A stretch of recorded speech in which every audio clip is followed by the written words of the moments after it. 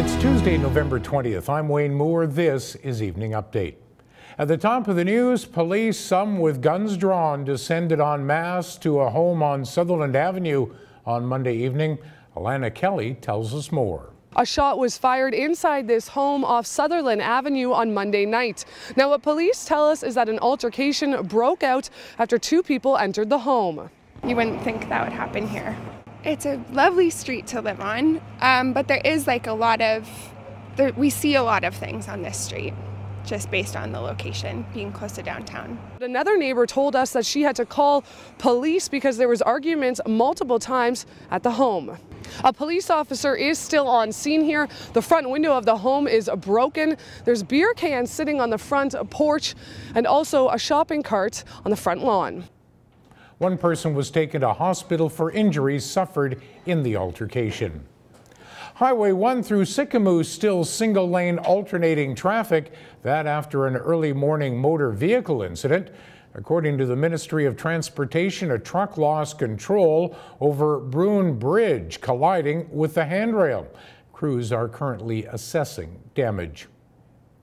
The Protect Penticton Park Society has retracted, for now anyway, its request for a plaque commemorating its battle with City Hall over the Skaw Lake waterslide fiasco.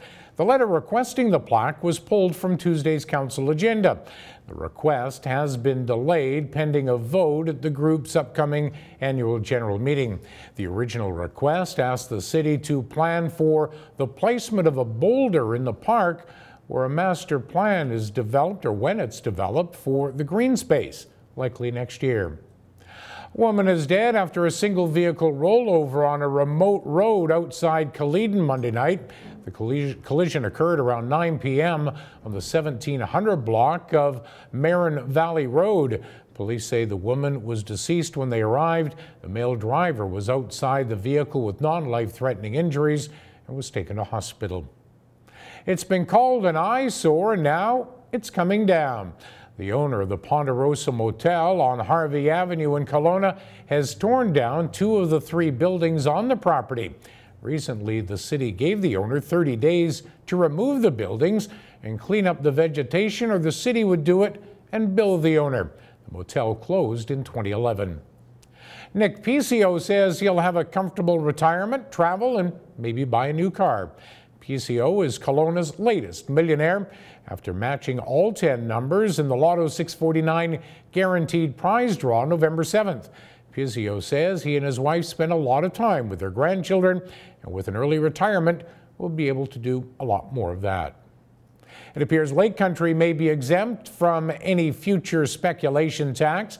During a back and forth in the legislature Monday evening, Norm Letnick, the MLA for Kelowna Lake Country, asked Finance Minister Carol James specifically about the small municipality. So, Honourable Chair, thank you to the Minister for that answer.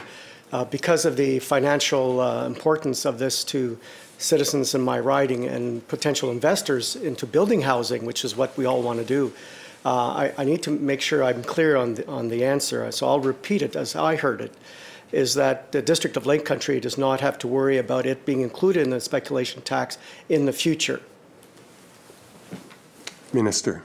Thank you very much, Chair. We are not expanding the speculation tax. You see the act in front of you, you see the areas in front of you. That's where the tax is going to be implemented. The Penticton Yacht Club was hit by thieves over the weekend, resulting in thefts and damage to several moored boats. The break and enter occurred sometime overnight and was reported on Sunday, according to Constable James Grandy of the Penticton RCMP. Various items were stolen from numerous boats. Thieves apparently broke into the club's office and stole a key card to gain access to the slips. All light-duty cars and trucks sold in our province will be required to be zero-emission vehicles by 2040. Premier John Horgan says legislation to be introduced next spring will be aimed at removing a major source of air pollution and climate change. The government says the legislation would set targets of 10% of sales by 2025, 30% by 2030, and 100% by 2040. And Christmas arrives in Vernon. Saturday, it's the city's 25th annual light up. Food trucks, marshmallows over an open fire, and Santa Claus will be part of the festivities. Events take place along 30th Avenue from 5 until 8 o'clock. The tree will be lit at 5. Okanagan weather: clear skies will give way to some clouds tonight and overnight, with the possibility of some showers Wednesday and wet snow possible Thursday. Highs to 4, overnight lows -1 to -3. Coming up tonight and tomorrow, be on the lookout for hoser thieves on bikes, and we'll update you on the prop rep referendum. For details on these and the rest of the day's news, keep it here at castanet.net. I'm away for the next 3 days. John Manchester will be in this chair. Have yourself a great week. For Castanet News, I'm Wayne Moore.